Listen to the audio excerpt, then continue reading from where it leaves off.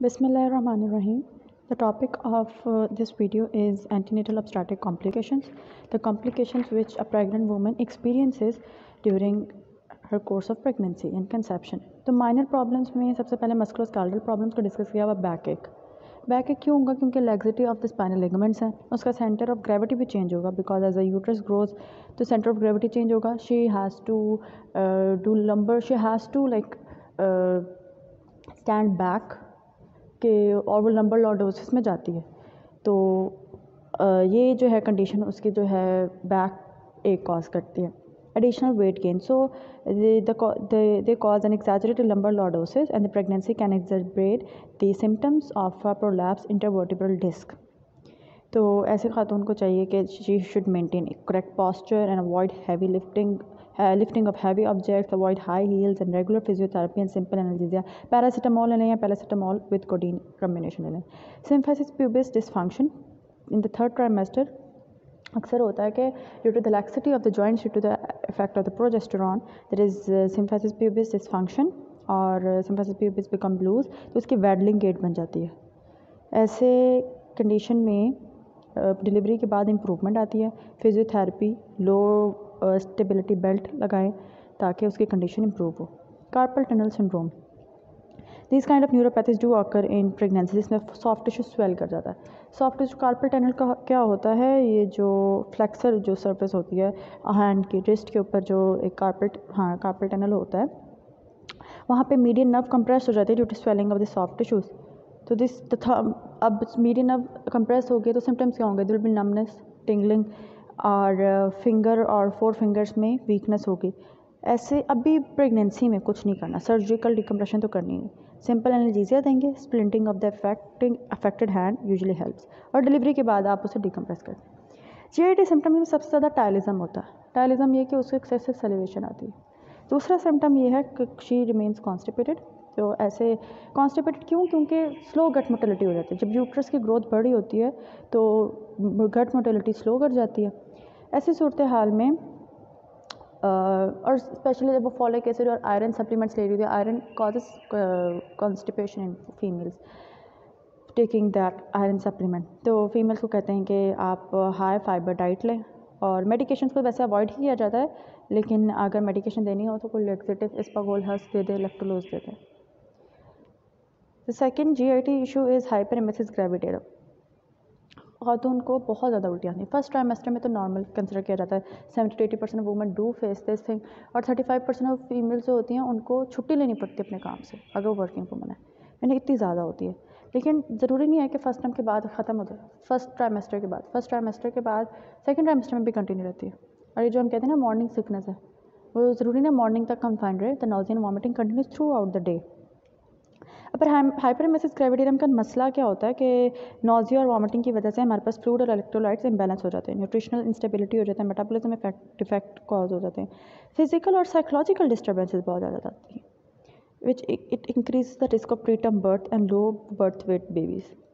कहा जाता है, वैसे तो इसकी कॉज अननोन है, जैसे गाइडन हर चीज़ में लिखती है लेकिन फिर थ्योरीज भी देती है. कहा जाता है कि बीटा एचसीजी लेवल ज़्यादा हो या फिर एस्ट्रोजन के लेवल ज़्यादा हो या थायरॉक्सिन के लेवल ज़्यादा हो, जिसकी वजह से ये हाइपरेमेसिस ग्रेविडेरम होता है. इसके ट्रीटमेंट में सप्लीमेंट्स देते हैं, माल न्यूट्रिशन और विटामिन डेफिशिएंसीज ताकि ना हो, हम ये चीज़ देते हैं. क्योंकि अक्सर जैसे उल्टियों में इलेक्ट्रोलाइट इम्बैलेंस वाइटामिन्स निकल रहे हैं, तो थायमिन डेफिशिएंसी, B1 डेफिशिएंसी, तो वर्निक्स इंसेफेलोपैथी हो जाती है. Intractable retching predisposes to oesophageal trauma, Mallory Weiss syndrome जिसमें लॉन्गिट्यूडनल टीयर्स आ जाते हैं. फ्लूइड रिप्लेसमेंट देते हैं, थायमिन सप्लीमेंटेशन देते हैं, फिनोथाइजाइड्स दैट आर सेफ्ड, एंटीएमेटिक्स और साइक्लोजीन भी दे देते हैं. गैस्ट्रोइसोफेगियल रिफ्लेक्स, जिन ख़वातीन को बहुत ज़्यादा गर्ड का मसला होता है, गैस्ट्रोइसोफेगियल रिफ्लेक्स ये बढ़ जाता है प्रेगनेंसी में, उन्हें बहुत ज़्यादा गर्ड की पेन होती है. तो due to the weight gain effect of the pregnant female उसके यूट्रस जो है एब्डोमिनल प्रेशर बढ़ जाता है. फर्दर जो है इट एग्जर्बेट्स द कंडीशन. तो उन फीमेल्स को कहते हैं to quit smoking, frequently light meals लें, थोड़ा खाना खाएँ, एक वक्त में थोड़ा खाना खाएँ और बार बार खाएँ.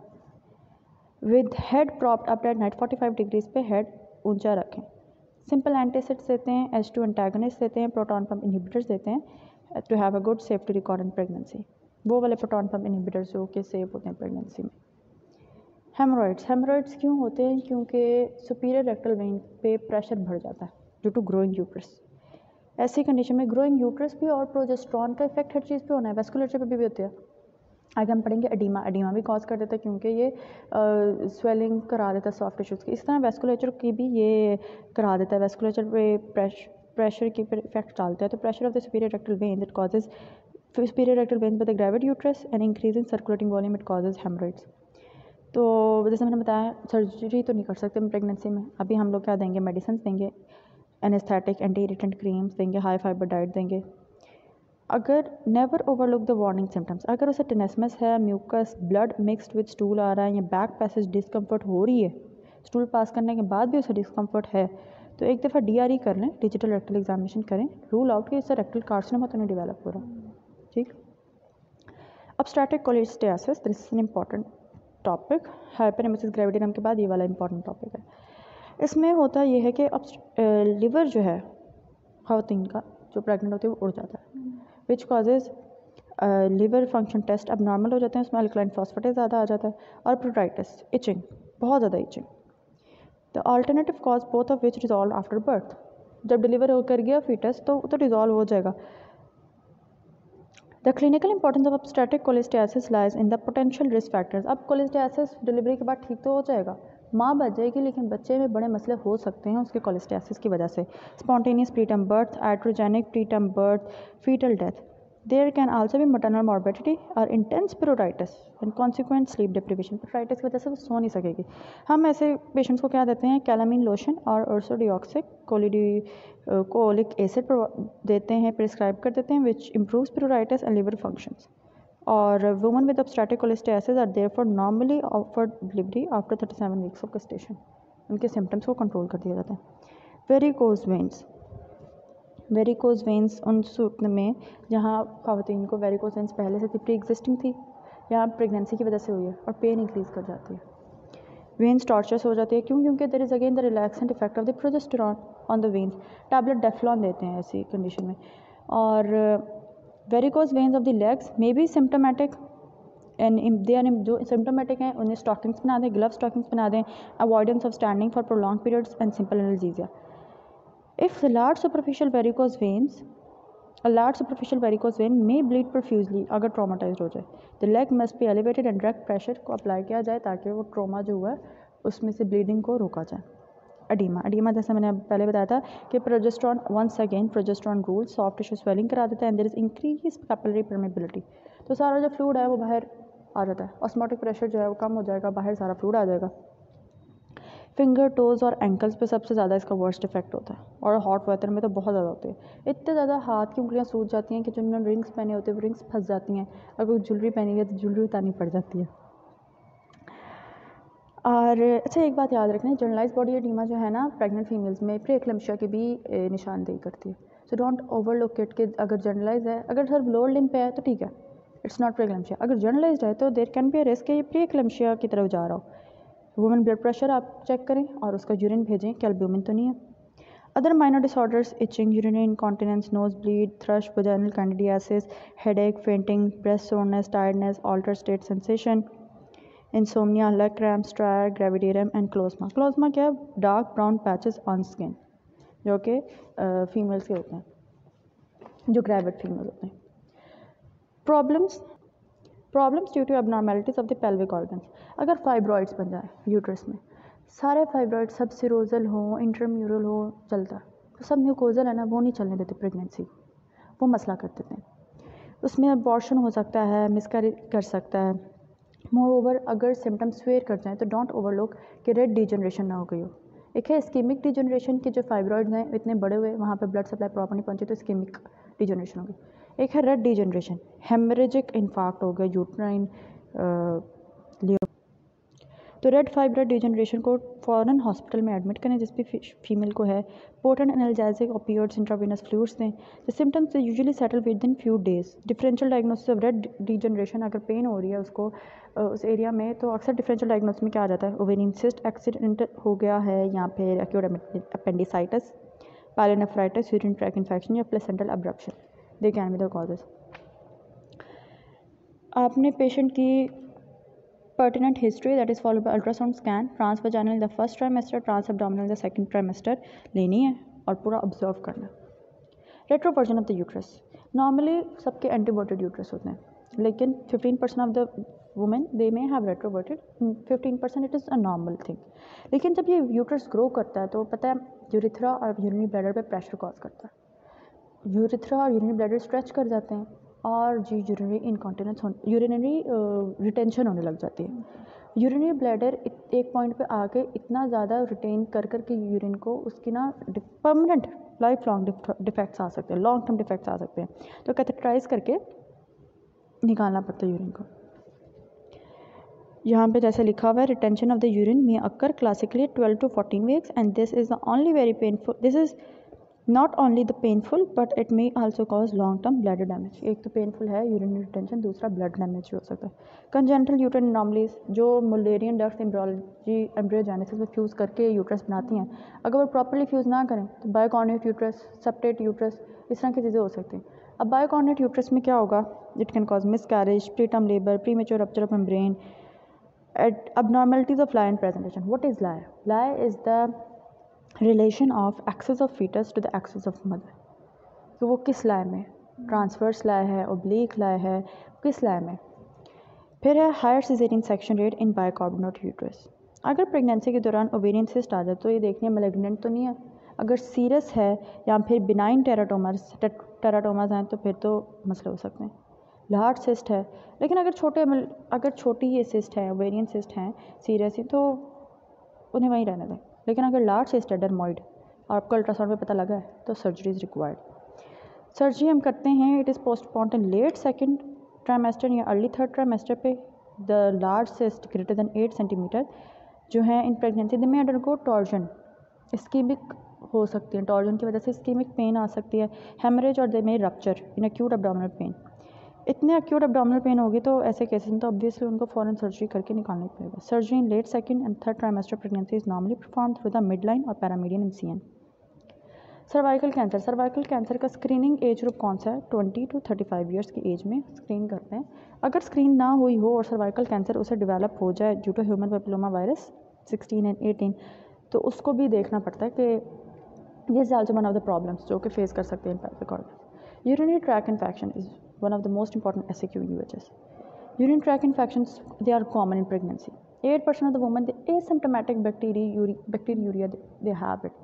एंटीनेटल केयर में बुकिंग विजिट पे सबसे ज़्यादा जो फोकस करते हैं FBC के बाद कि mid stream specimen of urine लिया जाए, उसको टेस्ट के लिए भेजा जाए कि उसमें बैक्टीरिया तो नहीं है।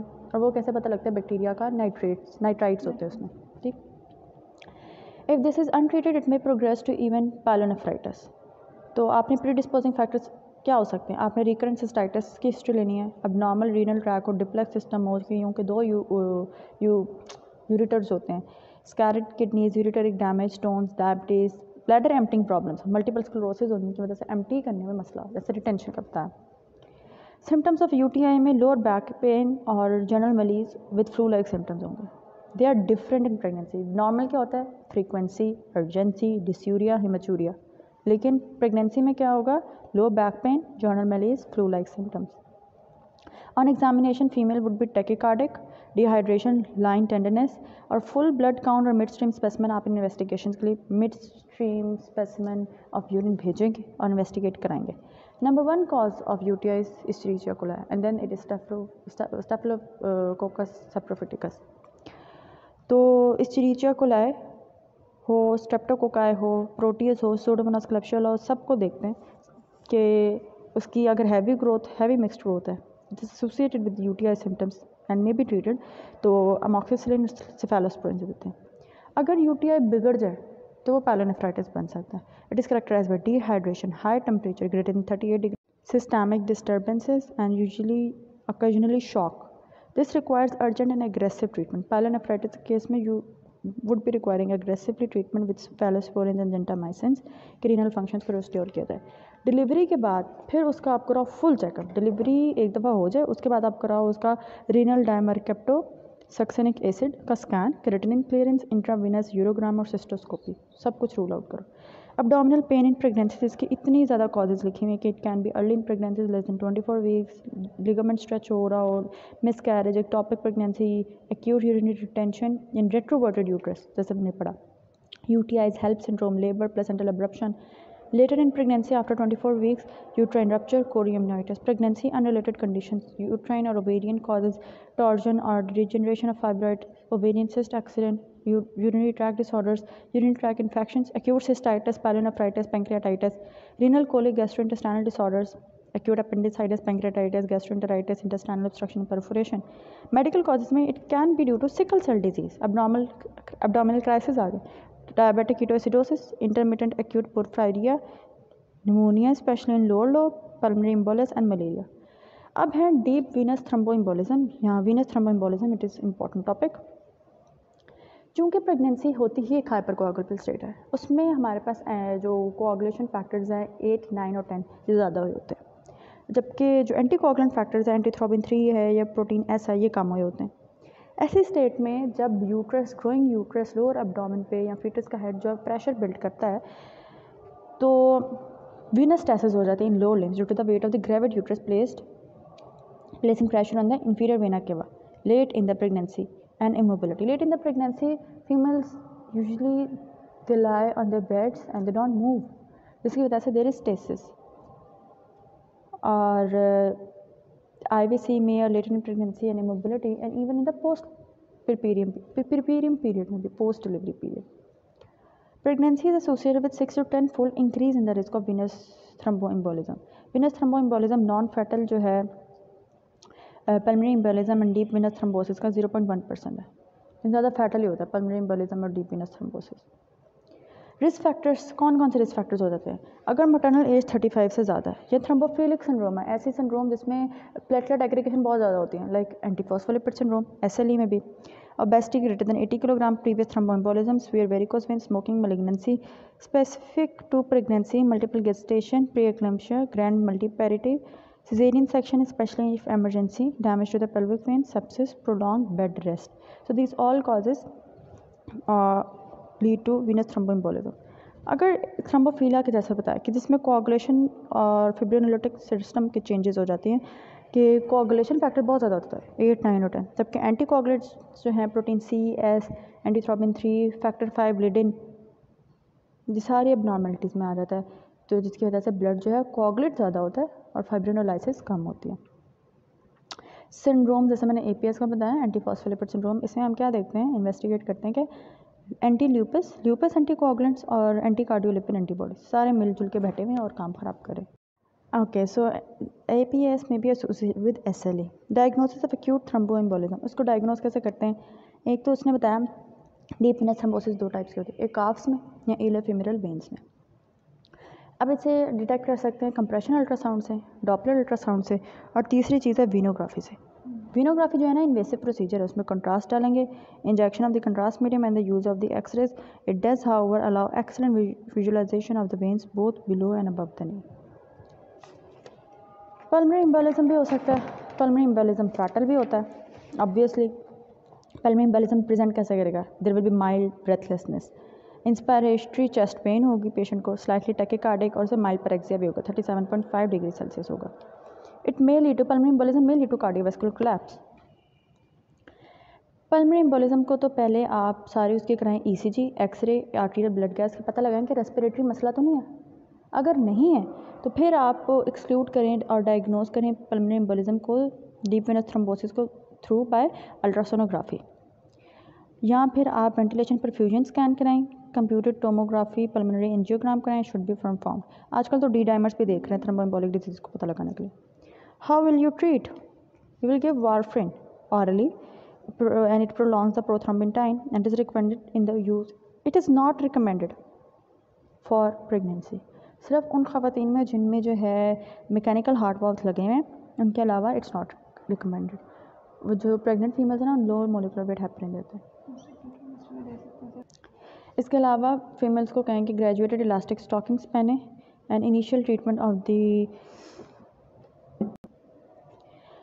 और 2 साल तक पोस्ट थ्रोम्बोटिक सिंड्रोम से बचने के लिए लो मोलिकुलर वेट हेपरिन लेते रहें. प्रिवेंशन कैसे कर सकते हैं? प्रिवेंशन कैसे कर सकते हैं कि आपको अगर पता है आपके रिस्क फैक्टर्स हैं, ये सारा पेज पे लिखा हुआ है, आपको पता है आपका जो रिस्क फैक्टर है, आप उस लिहाज से अपने डॉक्टर को बताएं। Do the doctor get to know, let the doctor get to know कि आप क्या एज क्या है, आप आईबी ड्रग अब्यूज़र तो नहीं है, आपको SLE IBD में से कुछ है तो नहीं, आपकी पैरिटी कितनी है, स्मोकर तो नहीं है, क्रॉस वेरिकोज वेन्स हैं कि नहीं, प्रीवियस हिस्ट्री थी कि नहीं। तो इट विल टेल कि आपको आप हाई रिस्क हैं, तो आपको जो है नेक्स्ट 6 वीक तक पोस्टमार्टम यूज़ करनी है प्रोफाइलैक्टिक।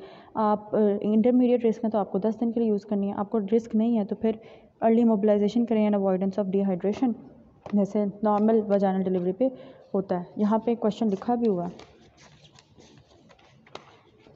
कि 30-year-old woman with a normal body mass index, normal vaginal birth of 4th child in 4 hours, इसको अर्ली मोबिलाइजेशन कराएं और डिहाइड्रेशन से बचाएं। तो नेक्स्ट चीज़ है substance abuse and pregnancy. Substance abuse को तो वैसे ही रोका हुआ है, अल्कोहल को भी, opioid specially heroine remains most commonly use drugs, इसको भी रोका हुआ है कि एम्फेटामिन, बेंजोडाइज़पिन, कैनबिस ना यूज़ करे अगर माँ को पता लग गया कि वो प्रेग्नेंट है। अल्कोहल बहुत ही ज़्यादा पीनी है तो फिर less than 100 grams per week पिए, या 2 ड्रिंक्स अ डे और 1 पिंट ऑफ बियर, इससे ज़्यादा नहीं, क्योंकि इसे एडवर्स इफेक्ट्स आ जाते हैं, फीटल ग्रोथ रिस्ट्रिक्शन। इसी तरह और अगर अल्कोहलिक मदर है ना तो फिर मीन कॉर्पस्कुलर वॉल्यूम, गैमा-ग्लूटामाइल ट्रांसपेप्टिडेज, कोई भी सही नहीं वैल्यू आएगी क्योंकि हीम डाइल्यूशन हो जाती है। स्मोकिंग एंड प्रेगनेंसी का तो दूर दूर तक कोई चोली दामन का साथ नहीं है, क्योंकि it causes fetal placental insufficiency, placental perfusion को रोकता है, which leads to fetal growth restriction.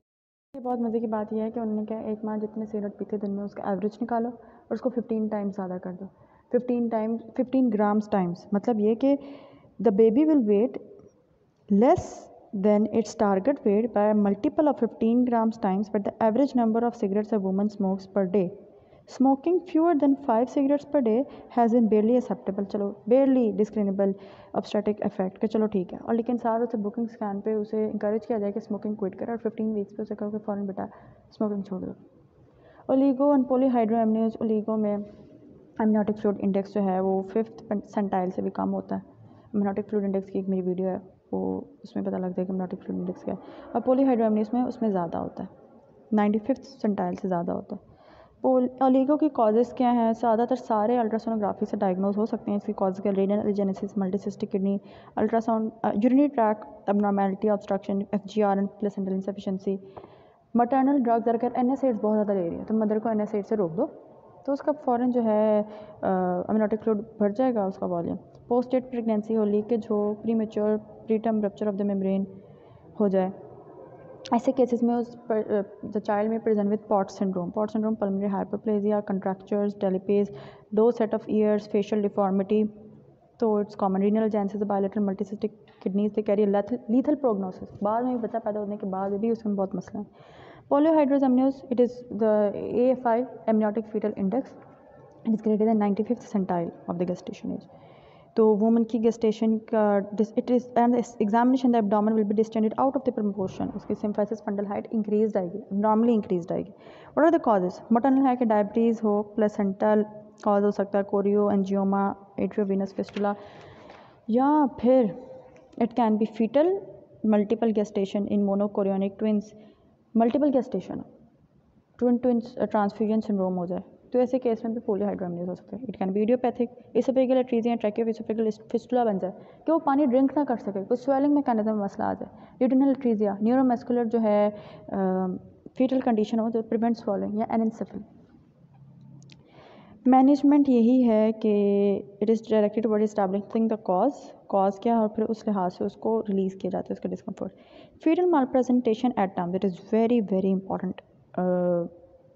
ऐसी क्यों कि malpresentation of the fetus breech होती है, ठीक। अब ब्रीच की 3 टाइप्स हैं। एक है हमारे पास फुली एक्सटेंडेड, जिसमें हिप्स जो हैं वो फ्लेक्स्ड हैं, बाकी पूरी टांग जो है एक्सटेंडेड है। दूसरी है हमारे पास फ्लेक्स, जिसमें हिप जॉइंट भी फ्लेक्स्ड है और नी जॉइंट भी फ्लेक्स्ड है। तीसरी है फुटलिंग पे तो कभी ज़िंदगी में रिस्क नहीं लेना है वजाइनल डिलीवरी करने का। इन दोनों में हम कर सकते हैं कि एक्सटर्नल सेफेलिक वर्जन कराएं या वजाइनल ब्रीच डिलीवर करने की कोशिश कर सकें। 3 to 4% ब्रीच डिलीवरी होती है। ब्रीच प्रेजेंटेशन की टाइप्स मैंने बताई हैं, और what are the predisposing factors of breech? Maternal fibroids हो, प्रॉपर प्लेस ना मिली हो ग्रो करने के लिए, congenital uterine abnormalities, bicornuate uterus, uterine surgery, fetal placental हो सकती है, लाइक मल्टीपल गेस्टेशन हो तो एक सेफेलिक एक ब्रीच आएगा, ऐसा होता है। Prematurity, placenta praevia, abnormality, anencephaly, hydrocephalus, fetal neuromuscular condition oligo या polyhydramnios. Antenatal management of breech आपने क्या करना है, एंटीनेटली आप कर सकते हैं कि एक्सटर्नल सेफेलिक वर्जन कर दो एट 37 वीक्स, यहाँ वजाइनल ब्रीच डिलीवरी का इंतज़ाम करो, यहाँ उस फीमेल पेशेंट को कन्विंस करो कि आप इलेक्टिव सिजेरियन सेक्शन करा लें, बिकॉज ब्रीच में there is 3% increase risk of fetal death. 3% ही ब्रीच होता है और 3 to 4% ही ब्रीच होता है और 3% ही इंक्रीज रिस्क ऑफ डेथ है उसमें। एक्सटर्नल सेफेलिक वर्जन में कुछ मैनूवर्स हैं जो परफॉर्म करते हैं, ज़्यादातर मल्टीपरपज़ वुमन में चूँकि there is laxity of the abdomen तो आसानी से हो जाती है। नहीं तो प्रोसीजर कुछ इस तरह का है कि 37 वीक्स पे हम फीमेल को बुलाएंगे, उसको देंगे एक टोकोलिटिक निफिडिपिन ताकि उसकी यूट्राइन कंट्रैक्शन स्टार्ट ना हो जाए। इस एक्सटर्नल सेफेलिक वर्जन करने से पहले और बाद में हमें सीटीजी लेनी है कि बच्चा पहले वायबल है, जिंदा है, ठीक है, उसका सब कुछ, इफ़ एवरीथिंग इज़ फाइन तो फिर हम प्रोसीड करेंगे। With ultrasound guidance, the breech is elevated from the pelvis in one hand and it is used to manipulate the upward direction, the forward roll, whilst the other hand applies gentle pressure to the fetal and the fetal head brings down to the maternal pelvis. इसका मैं बताती हूँ। ये सारा procedure हमने 10 minute के अंदर अंदर करना होता है।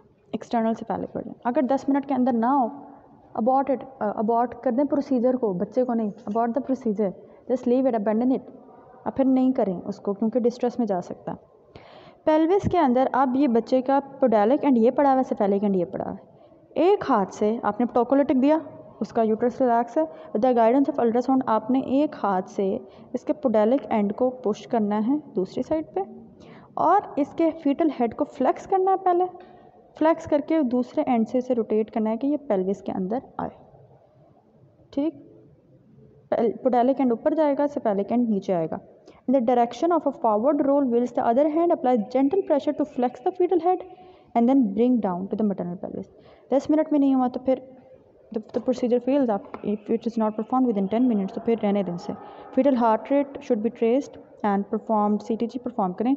इसके अलावा ये भी हो सकता है कि ट्रांसप्लेसेंटल हेमरेज हो जाए और बच्चा अगर पॉजिटिव है, माँ नेगेटिव है तो मसला हो सकता है। ऐसे सूरत हाल में एंटी-डी इम्यूनोग्लोबिन जो है पहले ही माँ को दे दें। What are the contraindication of ECV? जिसमें नहीं करनी, fetal abnormality, hydrocephalus, placenta praevia, oligopolyhydramnios, history of antepartum haemorrhage. जिसको एंटीपार्टम हेमरेज क्या होता है अभी हम पढ़ेंगे, 24 वीक से ज़्यादा अगर हेमरेज हो रहा हो, previous caesarean myomectomy, scar on the uterus, multiple gestation, pre eclampsia और hypertension, plan to deliver by caesarean section anyway. करिए नहीं मैंने तो सिजेरियन सेक्शन कराना ही है, तो फिर हम क्यों एक्सटर्नल सेफेलिक वर्जन कराएं? ये उन कंडीशन के लिए जिसमें माँ कहती है कि नहीं मैंने जो है वो नॉर्मल कराना है। रिस्क ऑफ ECV में रिस्क ये सबसे पहले हो सकता है कि बच्चे की डेथ भी हो सकती है। प्लेसेंटा अगर अब्रप्ट हो सकता है, premature rupture of membrane, cord accident, transplacental haemorrhage हो तो मैंने जैसे बताया माँ नेगेटिव है बच्चा पॉजिटिव है तो मसला हो सकता है, and fetal bradycardia. Mode of delivery, जिसमें अगर ECV external cephalic version fail कर जाए तो माँ को बताएं कि प्लीज़ यहाँ तो हमारे पास ऑप्शन है वजाइनल ब्रीच डिलीवरी की, लेकिन आपका बच्चे को डेंजर हो सकता है, आप प्लीज़ इलेक्ट। और अगर कोई ऐसी रिस्क नहीं है, कॉन्ट्राइंडिकेशन नहीं है ECV की कि उसमें सिजेरियन सेक्शन वैसे ही नहीं हो रहा, कोई लेट्स सपोज कॉम्प्लिकेशन है तो उसका सिजेरियन हो ही रहा था, अगर नहीं हो रहा तो उससे प्लीज़ रिक्वेस्ट करें कि डू कंसीडर दिस थिंग कि आप करा लें अपना सिजेरियन सेक्शन। प्री रिक्विजिट्स और वजाइनल ब्रीच डिलीवरी। अब सेकंड मैन्यूवर होता है, सेकंड तरीका है ब्रीच को निकालने का कि वजाइनली ही निकाला जाए ब्रीच। उसके कुछ मैन्यूवर्स हैं। फीटो मैटरनल जो है उसके देखते हैं प्रेजेंटेशंस। पहला ये कि हिप्स अगर एक्सटेंडेड है, तो हमने बताया हिप्स एक्सटेंडेड है और हिप्स फ्लेक्स्ड है, नी जो है एक्सटेंडेड है, हाँ पहला। या फिर अगर हिप्स और नी दोनों फ्लेक्स्ड है तो दोनों कंडीशन में निकल सकता। जो तीसरी फुटलिंग है ना उसमें तो कभी रिस्क नहीं लेने का। There should be no evidence of feto pelvic disproportion, हड्डी छोटी ना हो।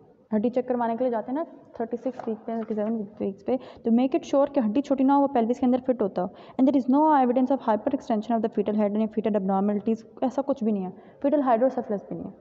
अगर वहाँ भी फीटल हाइड्रोसेफलस होता था तो ECV नहीं करते, यहाँ पे भी ECV नहीं, यहाँ पे भी हम वजाइनल डिलीवरी नहीं करेंगे, फिर सिजेरियन सेक्शन से निकलेगा। अब उसे बच्चे की ब्लड सैंपल लें, उसका फीटल बटक से उसका लें, एसिडीमिया तो नहीं है, उसका ECG चेक करें, मदर को एपिड्यूरल दें, वेलबींग चेक करें दोनों की, मदर और बच्चे के। How will you deliver a baby vaginally breach delivery? एक तो रूल ऑफ थंब है कभी भी आपने जल्दी नहीं करनी, don't be so much in a hurry कि आप उसे ऑक्सीटोसिन लगा दें। कभी ऑक्सीटोसिन नहीं लगानी इसमें ब्रीच में। It is a masterly inactive procedure कि बच्चा अगर खुद निकल रहा है तो बस उसे असिस्ट करना है, बच्चे को पकड़ के खींचना नहीं है। डिलीवरी ऑफ द बटक्स, बच्चे की बटक्स डिलीवर होने के लिए जो सर्विक्स डायलेट करेगी, बाहर आ रहा है बच्चे के ऑब्वियसली पोडालिक एंड बाहर आ रहा है, तो बटक्स उसके एंटीरियर पोस्टीरियर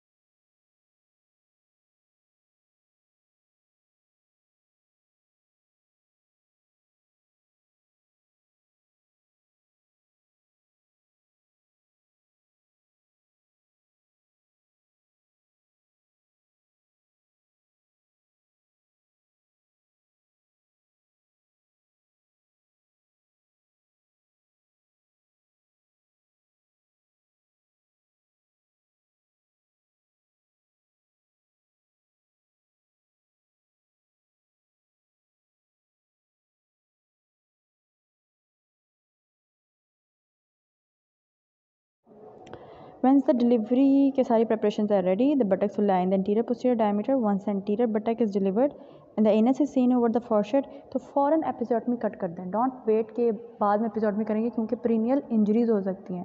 एकदम एक दफ़ा एपिसोडमी खुद काटी हो ना, तो इतनी ज़्यादा इंजरी नहीं होती, इतना ज़्यादा टीयर जो है ना वो बढ़ता नहीं है. अगर इंजरी हो जाए और टीयर ड्यू टू डिलीवरी हो, उसमें टीयर बहुत ज़्यादा फट जाता है, बहुत ज़्यादा, मतलब 4 डिग्री टीयर भी जा सकता है. Delivery of the legs and the lower body, तो इसमें पिनार्ड मैन्यूवर करना है. पिनार्ड मैन्यूवर ये करना है कि अगर जो है लेग्स एक्सटेंडेड हैं तो आपने एक फिंगर डाले हैं, उसमें उसकी फीटस के हिप जॉइंट पे भी उसको फ्लेक्स करना है, उसके नी जॉइंट को भी फ्लेक्स करना है. ऐसे एक से फीटस के हिप जॉइंट पे फ्लेक्स किया और उसके नी जॉइंट को फ्लेक्स किया और एक टांग निकाली. फिर इस तरह दूसरे के हिप जॉइंट को फ्लेक्स किया, उसके नी जॉइंट को फ्लेक्स किया और दूसरी टांग भी इस तरह निकाल दी है. Pinard manoeuvre. And usually a loop of cord is drawn down to ensure that it is not too short. Delivery of the shoulders, अच्छा इसको शोल्डर में ताकि शोल्डर डिस्टोशन ना हो, let the shoulder to come out itself. पहली बात, अगर shoulder जो है जो भी चीज़ ने आना है उसने एंटीरियर पोस्टीरियर डायमीटर के थ्रू आना है. द बेबी, क्योंकि आउटलेट के एंटीरियर पोस्टीरियर डायमीटर ही बड़ा होता है जो है ना pelvic outlet. The baby will be lying on the shoulders on the transverse diameter of the pelvic mid cavity. As the anterior shoulder rotates the anterior posterior diameter. Spine of the scapula को feel करें, spine को या scapula को feel करें. Shoulder के tip पे आपने उंगली रखनी है और उस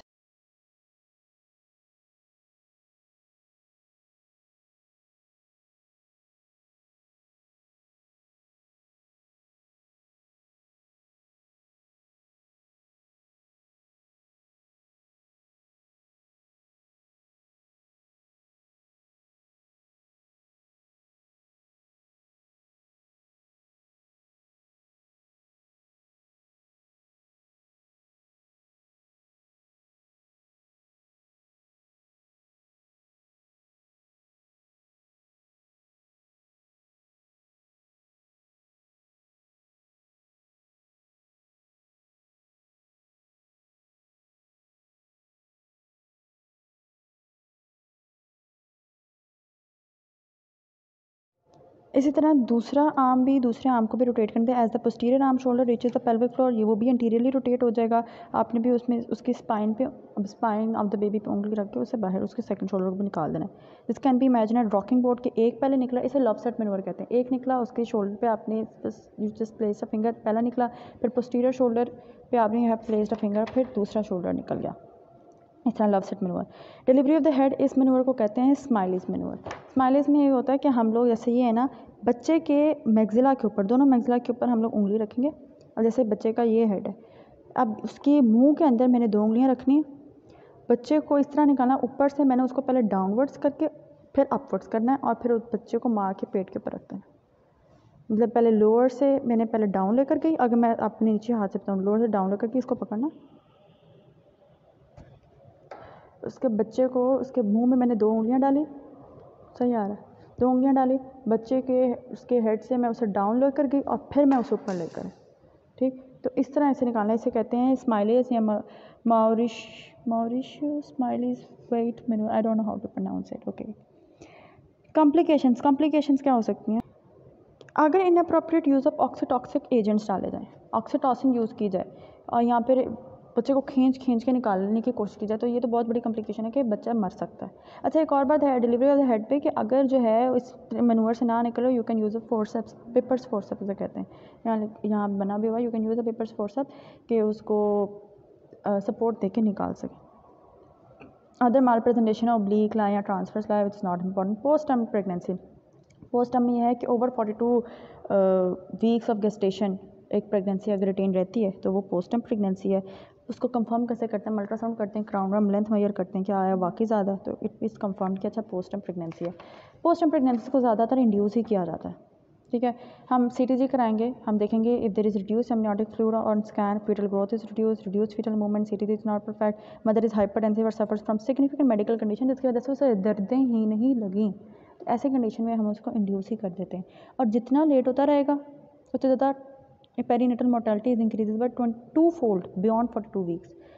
तो देयर इज़ अ पॉसिबिलिटी कि यूट्रस के जैसे कंट्रैक्ट प्रॉपर्ली नहीं किया, दूसरा एब्नॉर्मल CTG थी, तो बच्चे की भी उसका मसला हो सकता है।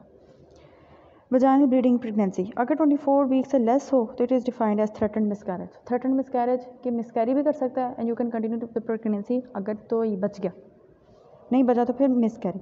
आफ्टर 24 वीक्स तो उसे एंटीपार्टम हेमरेज कहते हैं। और एंटीपार्टम हेमरेज की कॉजेज़ क्या? प्लेसेंटल ये हो सकता है कि प्लेसेंटा प्रीविया हो, lower segment of the uterus पे लगा हो, एब्रप्शन, यहाँ वेजा प्रीविया।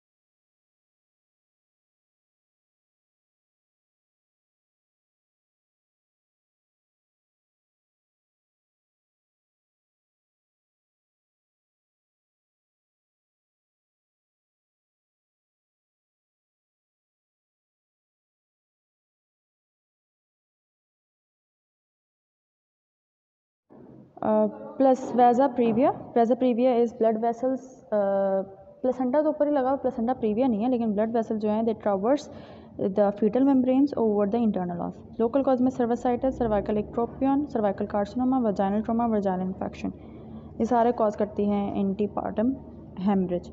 इन्वेस्टिगेशन में आप तो पहले उसका ब्लीडिंग डिसऑर्डर चेक करो, फुल ब्लड काउंट करो कि क्या मसला है, सर प्रीविया तो नहीं है, प्लेसेंटा प्रीविया तो नहीं है, प्लेसेंटा अब्रप्शन तो नहीं है, और क्रॉस मैच करो 6 यूनिट्स ऑफ ब्लड, वो भी साइड पे रखो। अल्ट्रासोनोग्राफी में fetal size, presentation, amniotic fluid, placental position और मॉर्फोलॉजी देखेंगे।